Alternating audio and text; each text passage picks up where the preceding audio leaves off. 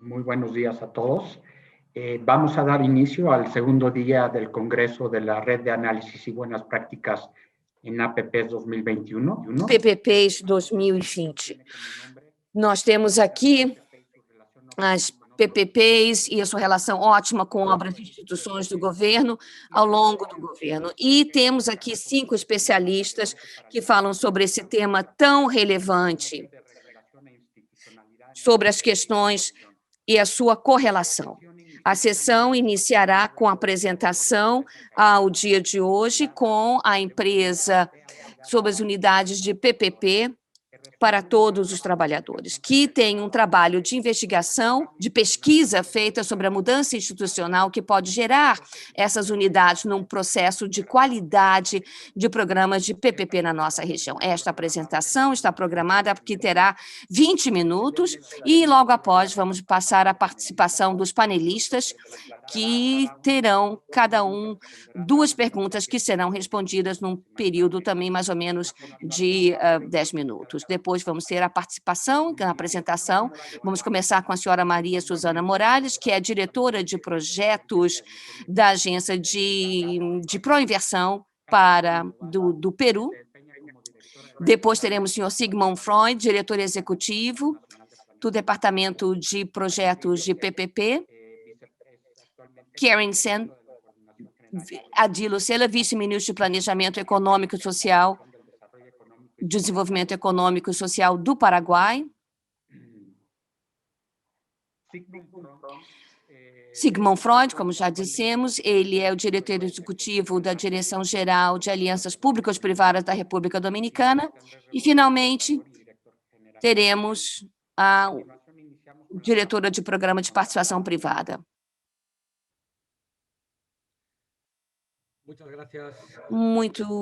Muito obrigada a todos.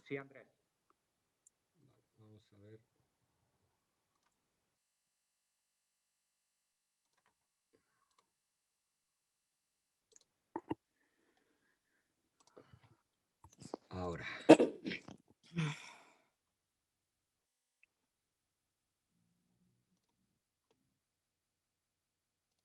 me resiste un poco, a ver.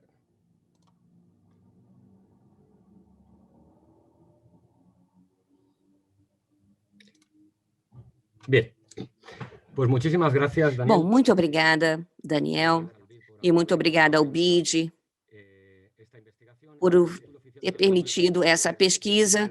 O título é As Unidades de PPP Centrais na América Latina e no Caribe e a sua relação ótima com outras instituições governamentais. Temos ali um segundo título, que é das unidades PPP. As unidades PPP, uma minúscula, depois com a palavra em maiúsculo, sendo uma central transformadora. Queremos ali acentuar a razão pela qual eu estou dizendo isso. Qual é a motivação para essa pesquisa que nós fizemos? Há claramente um risco, uma percepção de falta de consciência sobre a complexidade e os aspectos particulares dos processos PPP. Que temos ali a perspectiva, se assim quisermos, são muitos anos de investimento público, principalmente na América Latina, com uma cultura de planejamento e de gestão de investimento público muito interessante, muito notável em relação aos outros continentes. Aí depois, de repente, temos o surgimento das PPPs. Não deve ser vista como uma disrupção brutal, pois, na verdade, são investimentos públicos. Mas é distinto, tem particularidades no processo de gestão, e isso temos que reconhecer. E temos que integrá-las de maneira correta dentro desse sistema de investimento público. E talvez, nesse sentido, pode haver ali uma falha no sentido da falta de consciência daquilo que vale, daquilo que não vale tanto em relação ao passado no processo de gestão. E, portanto, há também uma falta de clareza em relação ao papel das unidades PPP, e principalmente naquilo que nós chamamos das unidades PPP centrais. Até que ponto estas unidades são instituições, ou deveriam, assim, ser consideradas instituições novas? Sim, porque são agências pré-existentes,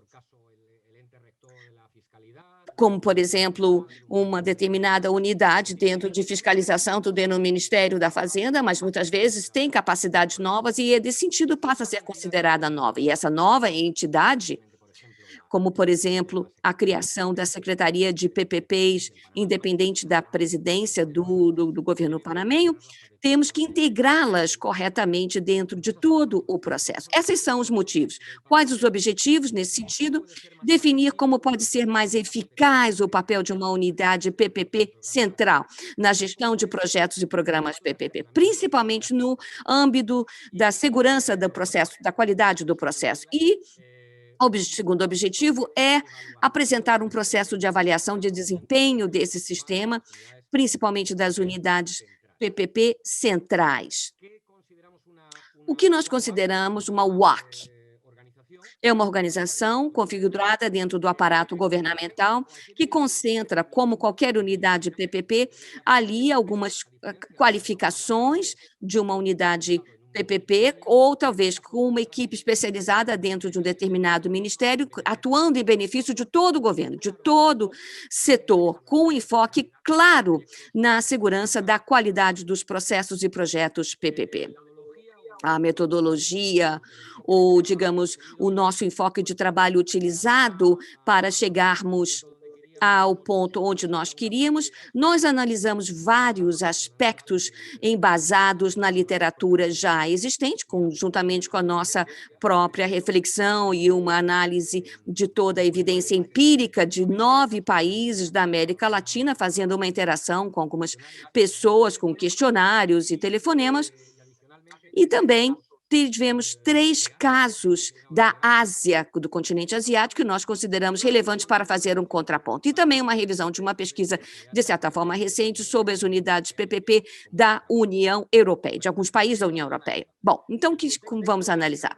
O contexto das atividades de uma unidade PPP central, que dentro do âmbito da segurança das boas práticas de todo o processo. As possíveis funções de uma WAC, tendo em vista as evidências e a própria literatura e também as nossas reflexões, pois nós vamos classificando essas PPPs de uma maneira um pouco mais exata ou precisa, digamos.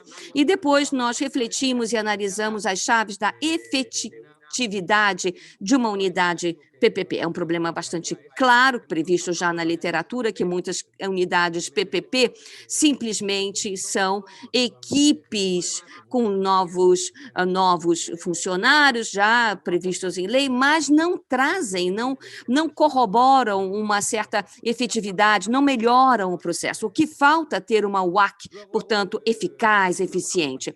Então, nós analisamos, com base na literatura e, novamente, a nossa própria pesquisa, as falhas de uma WAC e as variáveis para sua elaboração.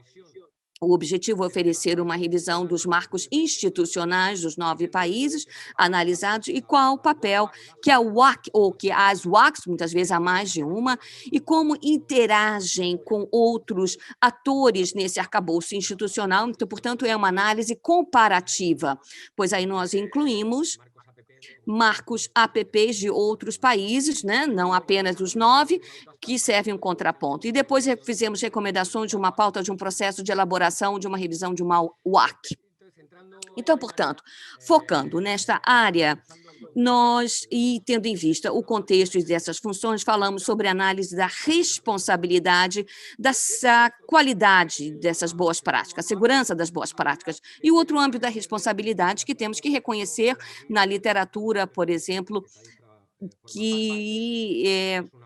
que esse é um aspecto muito interessante no projeto de desenvolvimento. Falamos sobre 4 áreas de responsabilidade, que tem que ver com a implementação dos projetos, que é aquela que contrata, ou seja, o contratante, identificação, implementação, execução e acompanhamento dos contratos, no âmbito que nós estamos falando, que é, de certa forma, a qualidade das boas práticas, e o outro âmbito institucional das PPP, que é a parte da gestão das finanças públicas, e o quarto, que seria a aprovação dos projetos. Muitas vezes há uma confusão com a aprovação dos projetos para ver qual é a função da WAC. É que ser, na verdade, o protetor, ou ser o revisor e enviar dentro de um processo de revisão de qualidade do projeto antes que eles sejam aprovados finalmente, que muitas vezes é feito por um comitê. Todas essas responsabilidades, tem várias instituições que podem exercer essas funções, e todas podem ter uma unidade PPP com letra minúscula, e todas fazem parte de uma UAC com a letra maiúscula, do U. E deve enfatizar, portanto, a questão da segurança, ou seja, como certificar a qualidade. E um outro aspecto que vamos ver aqui agora, de acordo com a literatura, os grandes enfoques de possíveis funções que tem essa questão da certificação da qualidade. E dentro desse contexto das possíveis funções de uma APP central, a definição de políticas de alinhamento, a gestão do conhecimento e as capacidades, ou seja, edificação de capacidades, com dois âmbitos, uma capacitação profissional e do aspecto da gestão, o controle da qualidade, aquele gatekeeper, que protetor que mencionamos, e a função específica de coordenação, que serão integradas nisso. Essas são as possíveis funções de uma UOC. Aqui temos uma visão, uma análise desses 9 países sobre o ponto de vista do seu arcabouço institucional em relação de como que eles atuam no processo de certificação da qualidade. Então, algumas instituições que nós identificamos nestes países, aqui falta, por exemplo, a Jamaica, não foi atualizada essa tabela ainda, e nestes países há diversas e distintas instituições, e algumas delas vamos categorizadas como unidades PPP centrais, e algumas delas são UOCs com caráter transformador. Em outros casos, não é uma unidade PPP central, apenas uma unidade pré-existente dentro do Ministério da Fazenda, como, por exemplo, no caso do Peru. Bom, com base nessa análise, tendo em vista o arcabouço institucional, nós tivemos algumas conclusões. Há claramente um alto nível de dispersão, mas em alguns casos não estão o ideal, por exemplo, no caso do Peru, o que seriam os processos de revisão, onde poderia haver uma multiplicidade de atores dentro do próprio Ministério da Fazenda e que nós ainda não conseguimos localizar para que estejam totalmente agrupados numa unidade específica. No caso da Colômbia, é um outro exemplo sobre a perspectiva. Há vários atores institucionais que podem prestar uma assessoria.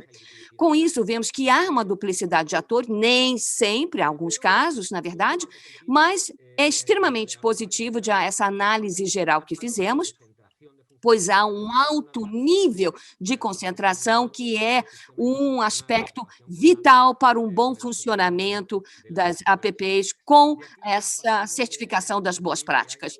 E aí podemos intuir que há 11 UOCs dentro dos 9 países que nós analisamos. Bom, qual é a chave para a eficácia? Nós analisamos isso dessa gestão 4 para definir essas unidades de APP centrais transformadoras. Uma unidade APP com essa característica transformadora é uma UAC, ou seja, ela presta serviços ao governo e a todos os setores, mas deve estar devidamente institucionalizada com alto nível de autonomia e autoridade. Deve ser a peça-chave, o pilar da responsabilidade de certificação e coordenação, e dessa forma deve concentrar funções significativas. Por exemplo, liderar com a gestão do conhecimento.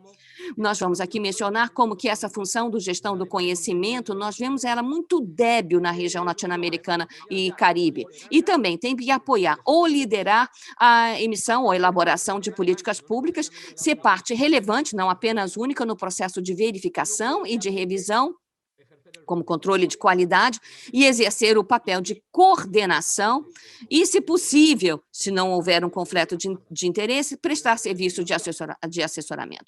Mas, claramente, uma UOC transportadora deve estar presente nas 3 áreas, ou seja, elaboração de políticas, gestão de capacidades e revisão e controle de qualidade, aqui incluindo a função de coordenação. Pois isso gera uma economia de escala, obviamente, isso também potencializa a própria autoridade e gera um ciclo vicioso de aumento do conhecimento, portanto, um ciclo virtuoso, na verdade. Ou aquele que está, eventualmente, revisando, quem é potencialmente aquele grande revisor da aplicação das políticas, aquele que a fez ou que participou na elaboração dessas políticas. evidências das análises que nós realizamos, conseguimos observar dentro das 11 WOCs dos 9 países, dentro de 9 países, repetindo, que estão desenvolvidos com bastante minúcia no nosso artigo, vemos um fator de concentração bastante satisfatório. Das 11 WOCs analisadas, 7 são WOCs transformadoras, e apenas 7, dentro da nossa visão.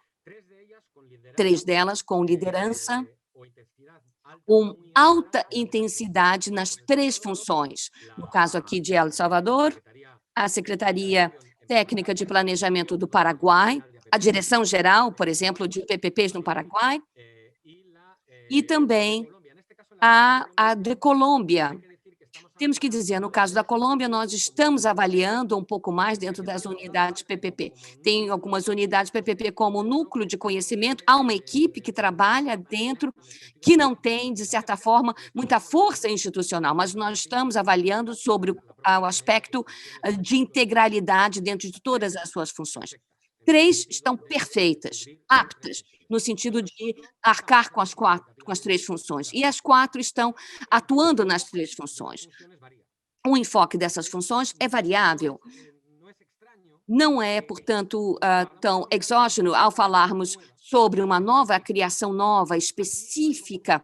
Não há um enfoque central, elas já estão atuando no âmbito das 3 funções, ou seja, a criação das PPPs, mas quando são entidades pré-existentes, que foram readaptadas com uma equipe especializada, com uma direção dentro daquela entidade que já existia, aí elas nascem com um enfoque específico para o investimento, como o Banco de Desenvolvimento da Jamaica, um enfoque político, ou seja, já se expande para fazer a análise e revisão de projetos.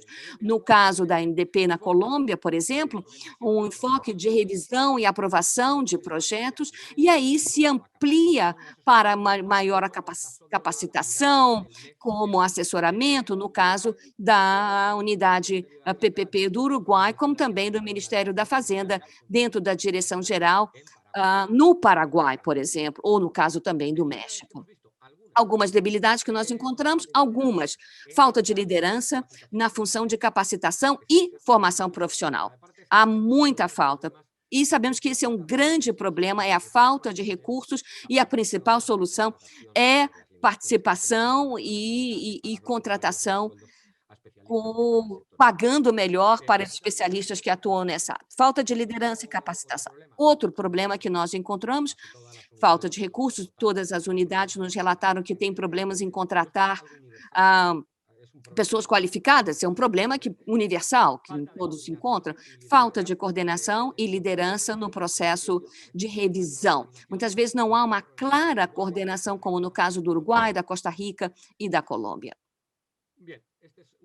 Bom, esse aqui é um mapa com 3 cores, e nós estamos considerando aqui várias intensidades. O azul mais claro é uma intensidade mais baixa, o azul meio é média intensidade, e o azul mais escuro é uma intensidade mais forte. Após, como estávamos dizendo, nós analisamos os fatores de sucesso dentro dessas PPs, como também as questões de fracasso. De fato, pois, nós vamos revisar sobre o enfoque dos fatores-chave na boa elaboração de uma WOC. Uma unidade, para que seja eficaz e eficiente, tem que estar totalmente institucionalizada, com autonomia, tem que ter o apoio público, principalmente com a dotação de recursos financeiros, tem que ter uma autoridade eficaz, eficiente, jurídica, como também, ou seja, no tocante à relevância, tem que ter recursos e deve se incorporar, isto é vital, de maneira eficiente dentro do arcabouço já existente desta entidade. E a parte que eu diria que é a mais relevante de toda a nossa análise, que é verificar as 3 variáveis na elaboração dos PPPs e encontrar evidência daquilo que está funcionando bem ou não na região. Repetindo, toda a literatura e toda a nossa análise, nós percebemos há 3 variáveis na elaboração que definem bem ou o sucesso de uma elaboração de uma WOC, ou seja, a definição das suas funções e a interface com os demais atores no marco institucional e o processo operativo, ou seja, o processo operacional, na verdade, que nós denominamos como processo do início do contrato até a fase final. A localização e a estruturação de estabelecimento de toda essa unidade, e, por último, os recursos. Claro, recursos e o fundo. Claro, definir as funções, ao fazermos uma unidade central, temos que pensar de todo o seu enfoque dentro do marco institucional. Temos que ter clareza sobre a relação com a autoridade contratante e a coordenação com o resto que fazem parte da unidade. E ao falarmos sobre a coordenação, falamos sobre o ciclo da aprovação daquele contrato, ou de revisão para aprovação do contrato. E temos aqui duas análises. Vamos pensar na coordenação, quando há apenas uma entidade que aprova, revisa e posteriormente aprova, isso ocorre em alguns países, ou no caso contrário, o que nós observamos é a existência de várias comissões, é uma maneira de assegurar a coordenação, mas isso exige uma secretaria, e essa é uma das funções possíveis de uma unidade PPP central com uma vocação transformadora. Quantos minutos eu tenho para concluir, por favor? 4 minutos. Portanto, muito obrigada, Daniel. E a direção geral dos PPPs, também no caso do Paraguai, são bons exemplos da função da secretaria ou de uma janela única para isso, para criar, por exemplo, uma comissão que aprove. Em alguns casos, encontramos falhas na coordenação, que nós já mencionamos anteriormente. Algumas variáveis chaves, como falamos, a ubicação, como também a forma de estabelecimento. Isso é muito interessante observarmos quando há uma clara concentração. Primeiramente, o que vimos são 3 possibilidades. A situação de uma agência central, ou seja, na área de planejamento, ou incluído dentro do Ministério da Fazenda, ou uma corporação independente, ou agência, ou ministério alinhado, que não é o caso, para que a agência possa ser uma agência central de contratação, como no caso do Chile. Bom, em todos os casos, nós estamos em uma unidade central vinculada ao Ministério da Fazenda, vinculada ao setor de finanças, mas também é importante vinculado ao planejamento, há alguns casos nesse sentido, por exemplo, vinculado à presidência da República, e, por exemplo, o que ocorre muitas vezes em alguns países europeus. Um outro ponto muito importante é a forma do estabelecimento, previsto em lei, outra vez um organograma. Mas, em geral, a região vem atuando no âmbito da institucionalização, e os recursos e os fundos. Nós necessitamos, claro, de recursos, óbvio, e há um perigo que nós observamos em alguns países que há um nível de independência muito baixo. E isso eu estou me referindo quando aquela equipe atua, principalmente com o pessoal que são consultores, né? Então, isso gera uma dependência externa quando não há uma vinculação ou uma não consolidação, ou seja, uma permanência temporal daquele conhecimento agregado dentro da própria unidade. Isso consideramos perigoso. É importante que haja uma boa dotação de recursos financeiros nesse sentido, e como mencionamos no nosso relatório, vimos que apenas utilizam para a dotação de recursos, principalmente na fase inicial dos projetos, do esquema de fundos para desenvolvimento. Isso, portanto, está explicado no nosso relatório, como também quando mencionamos que o PPP atua com as entidades contratantes, pode haver conflitos de interesses. Isso é uma questão bastante relevante, que todos possam ler posteriormente o relatório com mais calma e que posteriormente possam fazer seus comentários. E agora, concluindo a recomendação do nosso artigo, nós fizemos uma distinção dos grandes blocos, com vários aspectos de recomendação ou lições, como takeaways, que são satisfatórios na nossa região, mas com um certo nível de melhoria. Mas, considerando esses aspectos, temos que fazer uma revisão do marco institucional. Temos que assegurar a autoridade, a sua devida relevância da WOC, assegurar uma boa elaboração dentro do processo de aprovação. Não há uma localização má, há WACs que são relevantes, não que estejam mal localizadas. Quando damos todos os mecanismos de relevância, ela estará bem localizada. Temos que ter uma maior coordenação, principalmente no tocante ao investimento público, e concentrar as funções. Isso é vital. Com base nisso, há vários aspectos de melhoria que não exigem ajustes no tocante ao arcabouço institucional e há um nível de melhoria que observamos em todos os casos na região. Temos que prestar muita atenção à capacitação da UOC, garantir recursos financeiros e fundos, tanto para a UOC, para a sua subsistência, independentemente de outros fins, e também para a sua dotação de fundos. E 3, instaurar uma estratégia clara de gestão de talento e de recursos. Tem que haver uma dotação dessas agências onde estão localizadas as UACs, e quando as UACs são departamentos, tem que ter ali uma gestão como se fosse setor privado de recursos e talentos, com programas de profissionamento, planos de carreira, enfim, todo esse processo de desenvolvimento profissional e, por último, desenvolver sistemas de avaliação de desempenho. Isso no tocante ao WOC e da avaliação da WOC também no conjunto com o enfoque da certificação da qualidade. Nós colocamos no nosso artigo um breve questionário, como seria ali a peça central para uma autoavaliação do desempenho desse sistema e das próprias WOCs.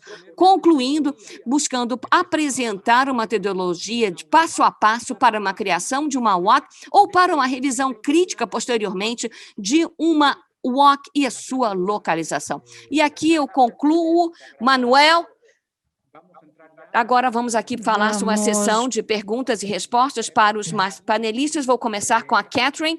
Catherine? Sim, Catherine, vemos que na Colômbia há várias entidades que podem estruturar projetos PPP. Também existe o Ministério da Fazenda, que participa da participação dos projetos e dá seguimento a questões de passivos contingentes. Também há outros ministérios que administram esses contratos. Dentro de todo esse sistema, qual é a unidade que tem a gestão dos ciclos PPPs? E qual é a maior função da unidade PPP sob sua liderança? Vou tentar ser muito concreta, sobretudo sobre o primeiro ponto que você mencionou, o primeiro ciclo de modulação dos projetos. E por isso estou projetando este slide para que possam identificar a participação do DNP neste processo de tramitação. Na DNP, aprovamos a fase prévia de análise de projetos,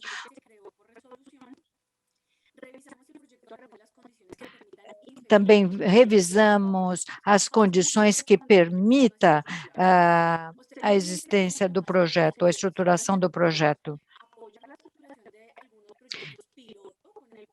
Podemos aprojar alguns projetos piloto, sobretudo demonstrando a eficácia do mecanismo. Também participamos de toda a administração, de todos os projetos público-privados aprovados por lei a nível nacional ou subnacional. Isso durante a fase prévia. Durante a fase de aprovações dos projetos, nós fazemos toda a análise de justificação de contratação através do cálculo com uma ferramenta que se implantou no país para esses projetos público-privados. Eu lamento, mas o som está muito ruim. A fase de garantia de qualidade, como dizia o Andrés, e também participamos, junto com o Ministério de Crédito Público, em toda a definição de cotas setoriais, e isso está relacionado com o quadro fiscal de médio e longo prazo. Participamos, então, de processos adicionais, elaboração de políticas públicas no país, com o Ministério da Fazenda, e também temos um foco especial Eu lamento muito, mas o som está muito difícil de traduzir. Também temos um curso virtual em PPPs, que trabalhamos em conjunto com o BID, fizemos 5 sessões deste curso, e cerca de 450 funcionários treinados. Então, sabemos que é um desafio continuar com esse processo de transferência de conhecimento, mas é um dos focos principais do planejamento, com relação a pontos fortes, desafios em que temos que trabalhar. Que pontos fortes temos? E eu gostaria de manifestá-lo com neste gráfico, no DNP, nós queremos consolidar vários dos processos de maturação dos projetos de PPP. Participamos de 5 grandes atividades, como transferência de conhecimento, elaboração de política pública e quadro normativo, análise de valor por dinheiro, também realizamos as avaliações ex post dos projetos PPP implantados no país e lideramos estudos setoriais para identificar possíveis melhoras no esquema de participação privada no país. E eu acho que, de acordo com o que dizia o Andrés, é um dos grandes pontos fortes do país. Estamos conseguindo consolidar numa unidade PPP várias dessas atividades estratégicas. Quais são os desafios que eu identifico, em princípio? Andrés também os enfatizou, é que a unidade PPP na Colômbia não foi institucionalizada, ou seja, está dentro de uma unidade pública, de uma entidade pública que tem muitas especialidades técnicas, como o Departamento Nacional de Planejamento, mas a unidade de PPP vem sendo financiada com verbas do BID e não conseguiu, digamos, ser incluída dentro da estrutura organizacional. E eu gostaria de acrescentar um outro elemento, eu não sei como está meu tempo, porém é algo muito concreto. Também há um desafio no país, ou seja, conseguir contar com um conselho interinstitucional que desempenhe o papel técnico de liderança que não existe no país ainda, esse grande comitê decisor, e nós acreditamos que, dadas as próprias características da unidade PPP no planejamento, nós poderíamos funcionar como assessoria técnica que poderia burilar e conseguir a eficácia necessária de uma unidade central no país. São minhas 2 avaliações ou respostas para a pergunta que você me fez, Daniel. Muito obrigado, Catherine, muito claro. E agora eu gostaria de passar a palavra a Maria Susana. A institucionalidade no Peru segue a recomendação de organismos internacionais, no sentido de que separa de maneira clara as atividades de promoção, regulamentação e controle. Por exemplo, como promotores da promoção, os organismos contratantes, nós temos sinergias e também participa no controle de riscos fiscais. Neste contexto, você poderia, por favor, aprofundar na organização do sistema PPP no Peru? Quais você considera como pontos fortes e áreas de oportunidade do sistema? Muito bons dias a todos. Em primeiro lugar, eu gostaria de dizer que, no Peru, o sistema PPP está enquadrado dentro de um sistema de promoção de investimentos privados, enquadrados numa lei que tem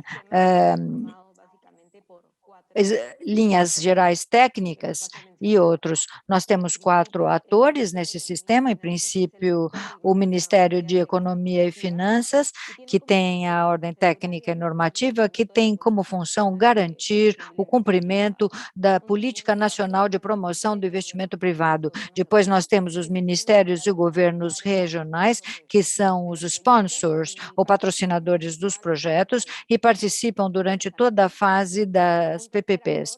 Um terceiro ator é o organismo promotor do investimento privado. Neste caso, temos 2 tipos. dentro dos governos regionais e locais ou municipais, nós podemos ter organismo promotor de investimento privado, que é representado através de um comitê de promoção do investimento privado, que podem levar a cabo vários processos. No entanto, a norma restringe esses projetos a projetos de pequeno e médio porte, e não muita complexidade técnica. E nós temos a unidade de promoção de investimento privado do governo federal, encarregada de projetos de maior importância. Esse é o terceiro ator dentro do sistema. E, por fim, nós temos outros organismos públicos que participam também. Temos justamente os organismos reguladores, o CITRAN, e a Controladoria Geral da República, que também emite opinião sobre os nossos contratos. Esses são os 4 atores que se interrelacionam em todo o processo. No Peru, as fases das PPP são 5. Começamos com planejamento e programação, onde o patrocinador ou sponsor tem que incluir no seu relatório sobre os PPPs, os projetos que querem levar a cabo nos próximos anos. Esse documento tem 3 anos de duração e eles manifestam o seu desejo de implantar PPPs e tem que justificar se existem recursos para levar a cabo os investimentos. A segunda etapa é a formulação de projeto. E aqui, por exemplo, nós interrelacionamos com o Sistema Nacional de Investimento Público. Os projetos que são cofinanciados passam pelo Sistema Nacional de Investimento Público e depois voltam ao Sistema Nacional de Promoção do Investimento Privado. Então, aí há bastante interação.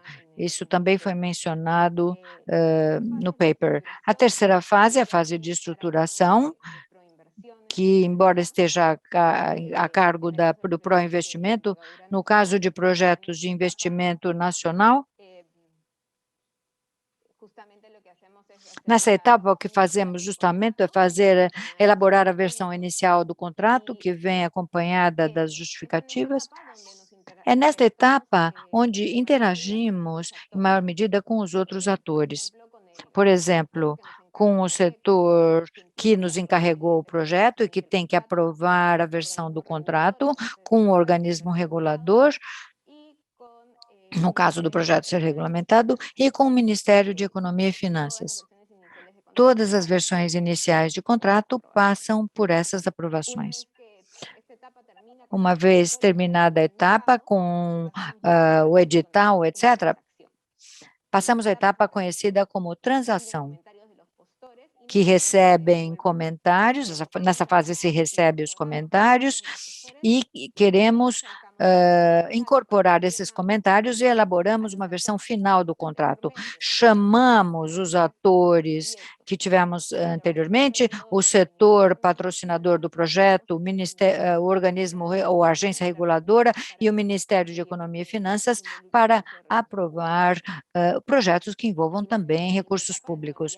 Finalmente, a quinta etapa é a execução contratual, que fica a cargo dos setores. Algumas conclusões que podemos obter dessas 5 fases.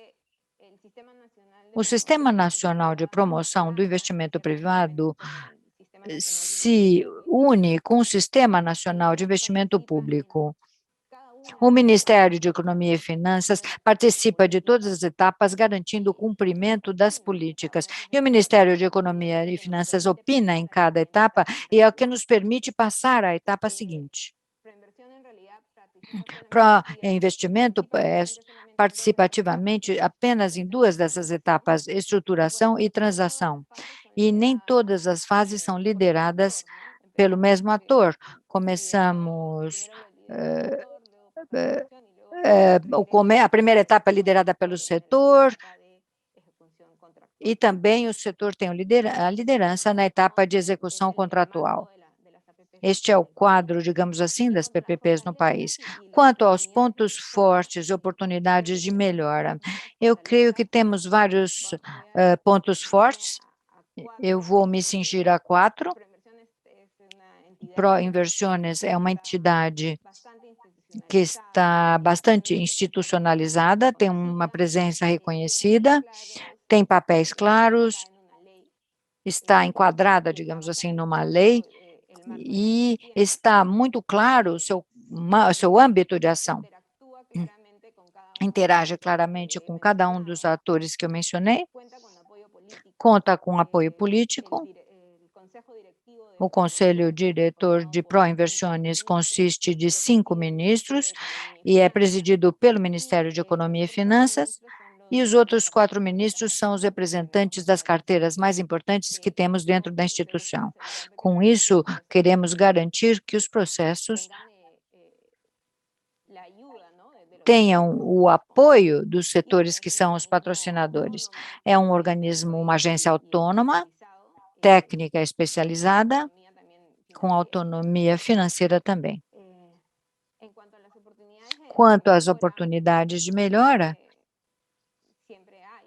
que sempre existem, e graças ao documento que se compartilhou, isso nos ajuda a ver algumas questões que podemos melhorar.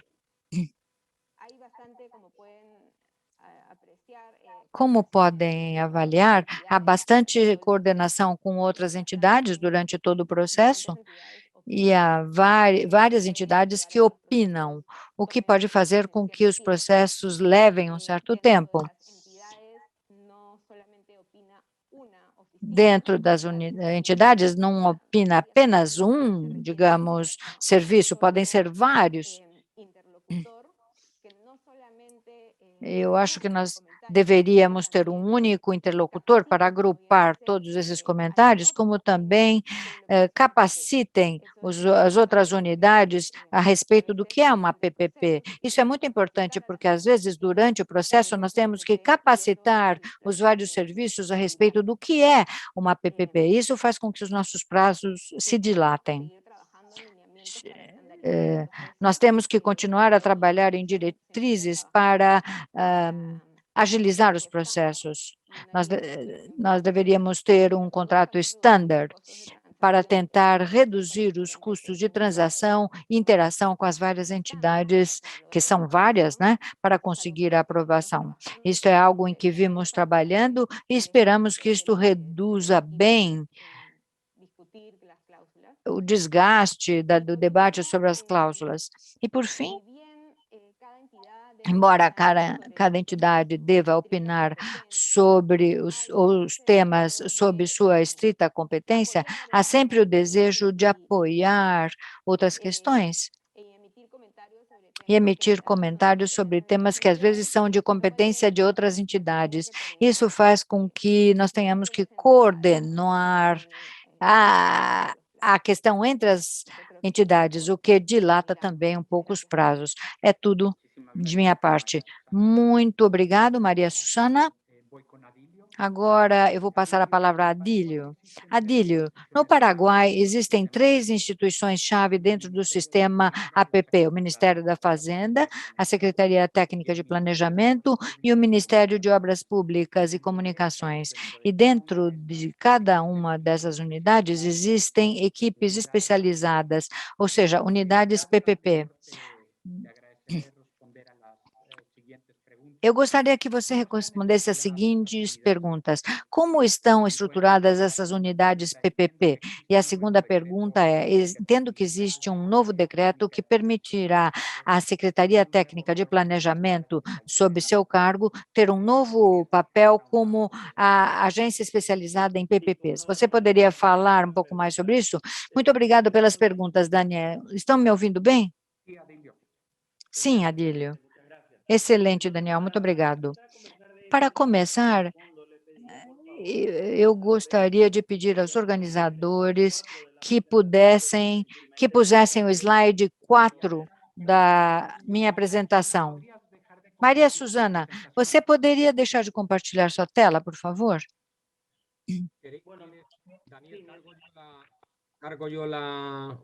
Daniel, querem que eu coloque o slide? Como for melhor, simplesmente para ter o apoio do slide.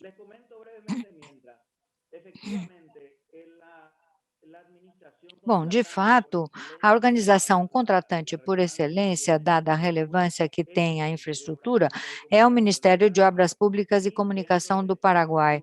E dentro dessa estrutura está a direção de projetos estratégicos, que age como impulsionador dos projetos que têm relevância em infraestrutura. Ou seja, há uma equipe técnica muito bem constituída e é preciso analisar, como fez bem o Andrés no paper, o status dessa direção e sua dependência de financiamento externo para se manter.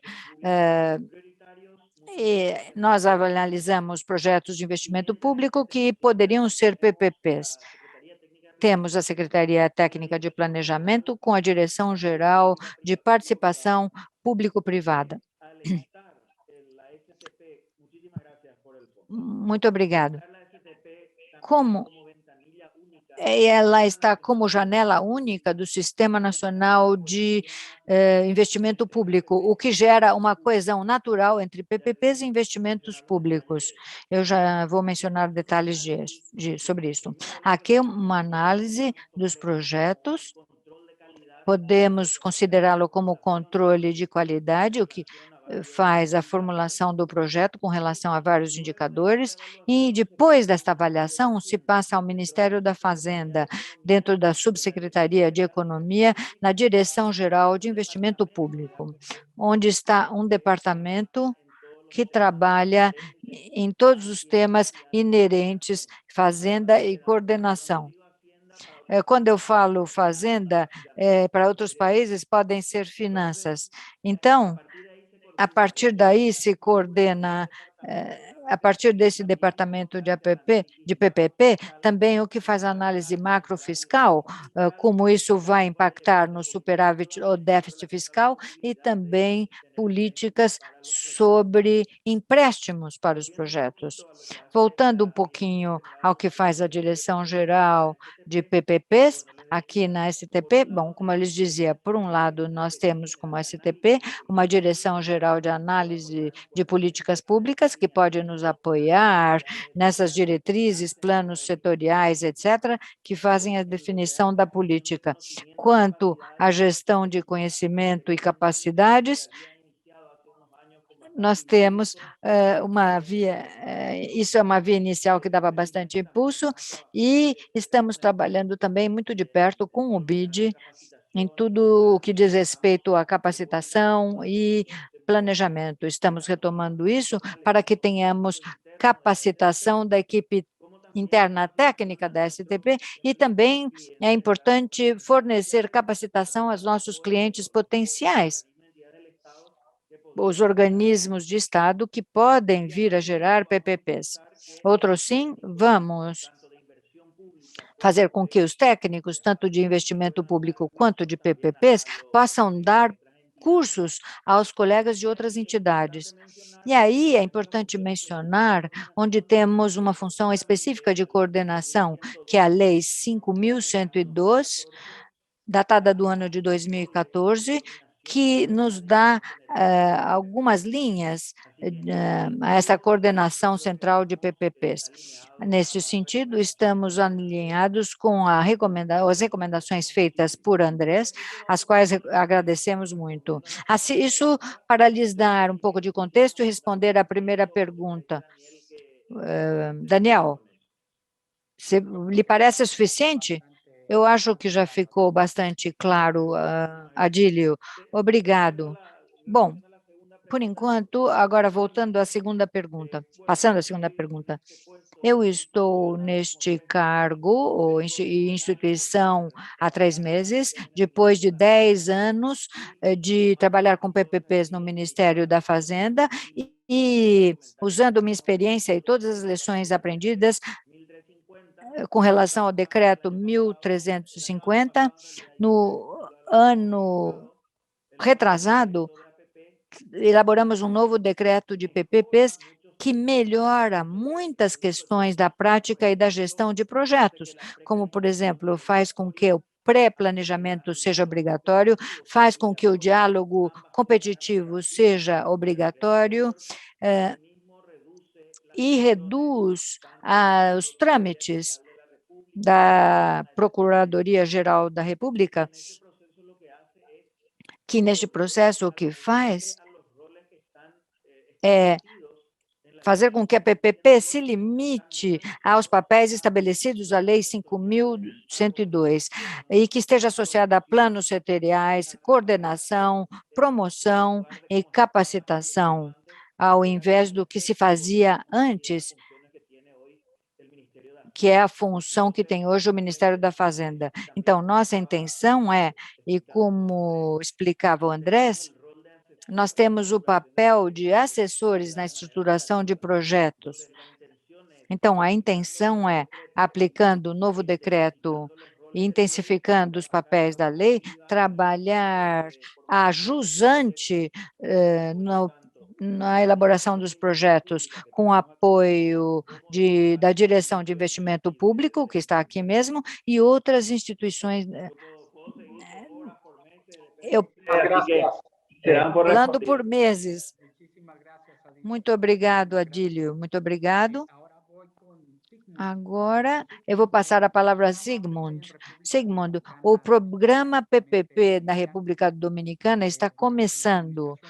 Durante a administração passada, se desenvolveu ou se elaborou uma lei PPP aprovada em fevereiro de 2020 e também foram elaborados guias e manuais. Além disso, a lei ativa a respeito do papel por favor, desses projetos. Você poderia nos indicar quais são as agências ou organismos estatais que intervêm ao longo das fases de desenvolvimento do projeto PPP e qual é o quadro normativo aplicável? E segunda pergunta, de que ponto de vista, quais são os organismos ou as instituições de governo durante o desenrolar das fases do projeto PPP? O que acontece se essas agências governamentais não cumprirem com suas responsabilidades? Muito obrigado, Daniel. Saudações a todos. Bem, nós somos o novato, digamos assim, o calouro deste grupo. Temos apenas um ano após a aprovação da lei de PPPs, aprovada em fevereiro do ano passado, e temos apenas 6 meses com a conformação da Direção-Geral das PPPs, que é o órgão que estou dirigindo e que se encarrega de estruturar, promover e fiscalizar PPPs. Isto quer dizer que estamos numa fase de aprendizagem, evidentemente, muito mais do que numa fase de evidências. Estamos aprendendo em curso, digamos assim, trabalhando tanto com relação à aplicação da normativa recém-aprovada, a lei, os regulamentos para aplicação da lei, ou execução da lei, as metodologias, etc. E, ao mesmo tempo, estamos trabalhando na estruturação e análise dos projetos PPPs que já foram apresentados ou que estão sendo analisados em nossa direção, ou por iniciativa privada ou por iniciativa pública. Como temos uma direção que nasce no meio da pandemia, tivemos que alavancar um papel muito ativo do setor privado, já que os agentes privados vinham muitos anos de iniciativa e já tinham projetos no pipeline que vão ser agilizados por essa direção. A direção consiste do Conselho Nacional de Parcerias Público-Privadas, somos dos poucos órgãos, como dizia Andrés, em sua participação, que nos reportamos ao Ministério da Presidência, também consiste do Ministro da Fazenda, Economia e Desenvolvimento, também temos a participação de um consultor executivo, que é uma espécie de ministro da Justiça, em outros países, ou um assessor jurídico da Presidência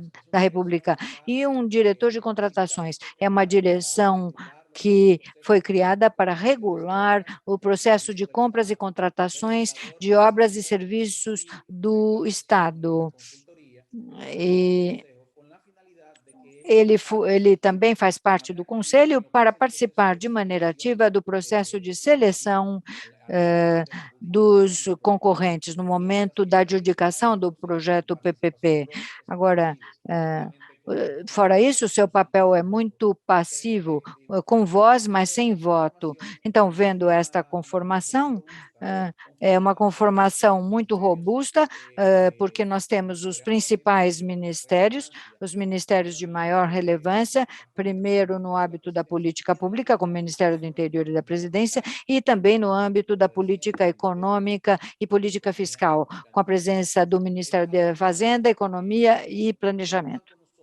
Essas autoridades também têm um papel muito ativo no todo o processo da estruturação de processos, principalmente de projetos PPP, especificamente no Ministério da Fazenda e no Ministério da Economia, já que nós temos, de acordo com as nossas previsões de regra, temos as 5 metodologias de avaliação, que temos que aprovar todos os projetos público-privados, seja iniciativa pública ou privada. Então, esta metodologia faz com que apenas está voltada e executada pela direção de uma forma específica, que é a metodologia de elegibilidade, que é o primeiro filtro que nós passamos todos os projetos para verificar a viabilidade destes projetos e a pertinência de realizá-lo de acordo com os modelos PPP.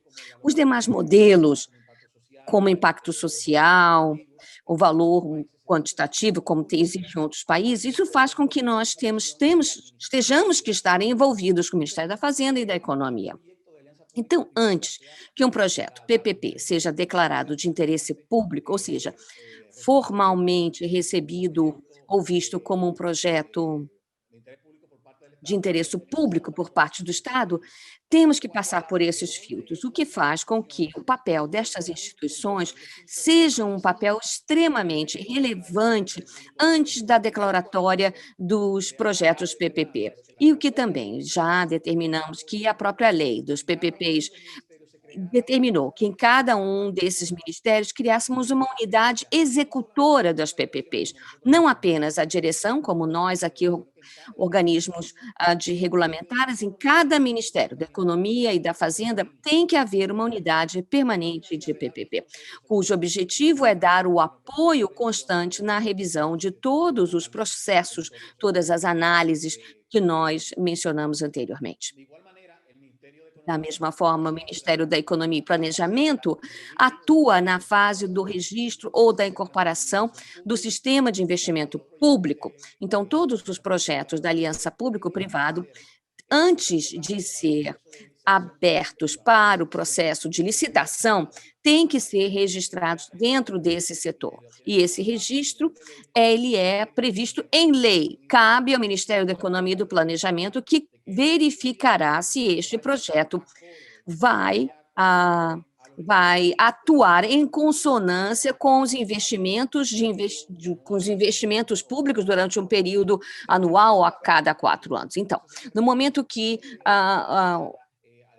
conseguimos obter esse processo de licitação do projeto, todos aqueles que queiram participar nesses processos de PPP. Além disso, temos as autoridades contratantes.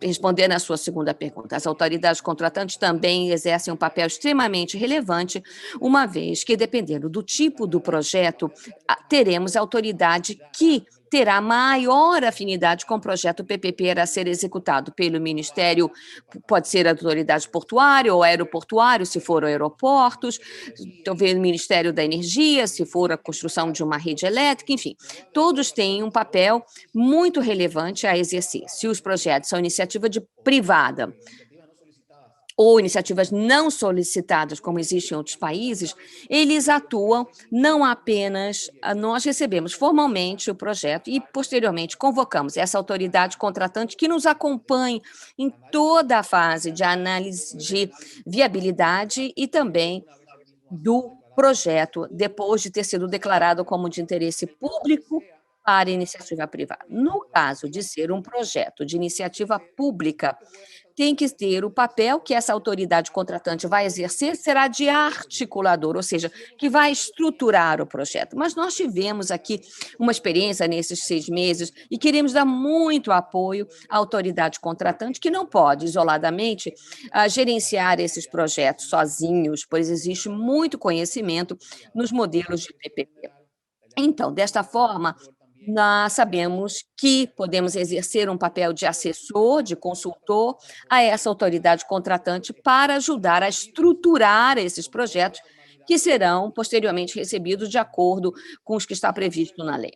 E logo após iniciarmos o procedimento formal, temos aí já localizado em o projeto, a autoridade contratante vai subscrever esse contrato de parceria público-privado com aquele agente privado que foi escolhido pelo processo de licitação.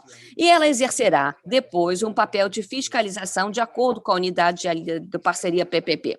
Nós fiscalizamos o contrato PPP, como ele será executado, ao passo que a autoridade contratante fiscalizará e supervisará o projeto em si. Se for um projeto de infraestrutura, fiscalizará a execução desse projeto para que ele ocorra em consonância com as regras contratuais na operação, na manutenção, para que ele ocorra de maneira eficiente, novamente em consonância com o contrato, para que seja um projeto eficaz, eficiente e de acordo com o contrato PPP. E a nossa geração, vamos exercer um papel supervisor, apenas verificando que o contrato possa ser executado por si próprio, o modelo financeiro, os termos contratuais, todas as obrigações assumidas naquele contrato ao longo da duração do projeto PPP. Muito obrigado, Sigmund. Com isso, estamos concluindo esse nosso painel agora da manhã. Quero agradecer a participação de todos os senhores e senhoras, agradecendo a Maria Susana, a Andrés, a Kathleen e a Adílio. Quero aqui passar ao próximo painel, que será moderado pelo meu colega Marcos Siqueira.